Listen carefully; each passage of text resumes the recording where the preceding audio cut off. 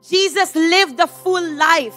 Alam niyo po ba na si Jesus ang pinakabuong tao na nabuhay dito sa mundong ito? He was fully human, 100% human. Sasabihin niyo, Diyos siya, kaya siya nakaya niyang hindi magkasala. Hindi po, mga kapatid. When Jesus was here on earth, tao siya. Hinubad nga niya yung pagiging Diyos, di ba? At naging tao siya para maranasan niya lahat ng mararanasan mo natin, malaman niya. Sa makatuwid, when Jesus was born, He was 100% human. But Jesus, na-experience niya bang ma-broken-hearted? Na-experience niya bang ma-betray? Na-experience niya ba na lumaki sa dahan, sa bahay niya, na laitin? Yes. Na-experience niya ba lahat ng klase ng pain? Yes. But did he sin? No. But was he full? Was he whole?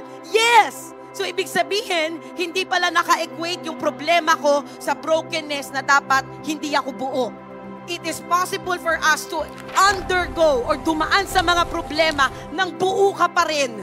Nang hindi no naaapektuhan yung soul mo, nang hindi napabasag yung identity mo, nang hindi ka nananakawan, pwede kang dumaan doon nang buo ka pa rin. And that is the very reason why Jesus came.